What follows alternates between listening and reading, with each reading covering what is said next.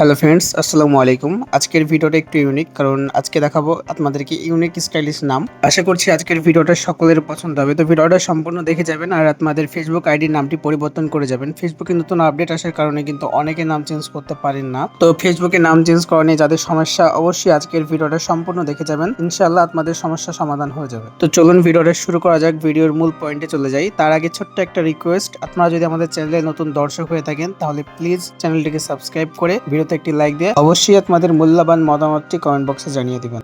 তো চলুন শুরু করা যাক। বন্ধুরা, ফার্স্টে আপনাদের লাগবে একটা ভিপিএন অ্যাপস, যেটা আমাদের প্লে স্টোর থেকে ইনস্টল করতে হবে। আমরা প্লে স্টোর অ্যাপসটি সিম্পলি ওপেন করে দেবো। ওপেন করার পর নিচ থেকে সার্চ বারে ক্লিক করে এখানে সার্চ করে নেব লেড ভিপিএন। তো দেখতেই পাচ্ছেন, সার্চ করার পরে এই অ্যাপসটি চলে আসলো। আপনাদের লোগোটা ভালো করে দেখে সেম টু সেম এই অ্যাপসটি ডাউনলোড করে নিতে হবে। সো ডাউনলোড করার পর এখন নাম চেঞ্জ করার জন্য আমাদের ফেসবুক অ্যাপ্লিকেশনটি লাগবে। সো এটা কিন্তু আমাদের সবার আছে, ফেসবুক লাইট থেকে না করলেও চলবে, ফেসবুক অফিসিয়াল অ্যাপস থেকেও কিন্তু হবে। তারপরে বাম পাশে থ্রি লাইন অপশানে ক্লিক করে দেবেন। থ্রি লাইন অপশানে ক্লিক করার পর নিজে সেটিংস অ্যান্ড প্রাইভেসি এখানে ক্লিক করার পরে আমরা চলে যাব ডাইরেক্ট সেটিংসের মধ্যে। এই যে দেখতে পাচ্ছেন সেটিংস, এখানে ক্লিক করে চলে যাব অ্যাকাউন্ট সেন্টারে। সো অ্যাকাউন্ট সেন্টারে ক্লিক করার পরে এরকম অপশান চলে আসবে, আমরা জাস্ট প্রোফাইলে ক্লিক করে দেবো। ওকে ফ্রেন্ডস, প্রোফাইলে ক্লিক করার পর এরকম ইন্টারফেস চলে আসবে। আপনাদের ইনস্টাগ্রাম আইডি থাকলেও শো করবে। সো আপনাদের ফেসবুক আইডি সিলেক্ট করে এখান থেকে নামের অপশানে একটা ক্লিক করে দিতে হবে। এখানে যখনই ক্লিক করে দেবেন এরকম একটা ইন্টারফেস চলে আসবে। আপনাদেরকে কী করতে হবে, আগের নামগুলো এখান থেকে কেটে নিতে হবে। কাটার পরে আপনাদেরকে নতুন একটা নাম দিতে হবে। সো আমরা নোটপ্যাড অ্যাপসটিকে ওপেন করে দিচ্ছি।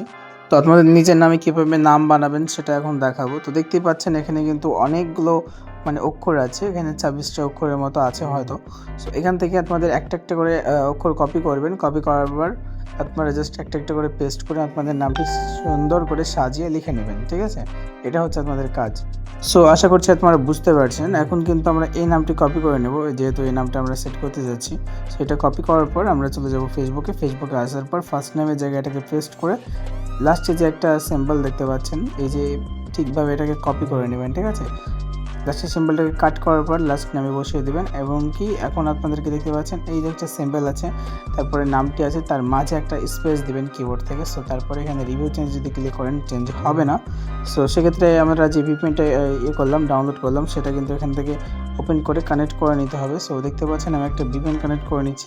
এই পাশে দেখতে পাচ্ছেন স্পিডটা, কোনটা বেশি স্পিড চলছে সেটা কিন্তু আপনারা এখানে সিলেক্ট করে দেবেন। আর অবশ্যই জাপান কান্ট্রিতে ভিপিএনটা কানেক্ট করতে হবে। সো তারপর এখান থেকে ফেসবুক অ্যাপসটি আবার ওপেন করে দেবো। অ্যান্ড ওপেন করার পর নিচে রিভিউ চেঞ্জ একটা ক্লিক করলে কিন্তু আমাদের নামটি পরিবর্তন হয়ে যাবে। সো দেখতে পাচ্ছেন আমাদের একটু লোডিং নিচ্ছে।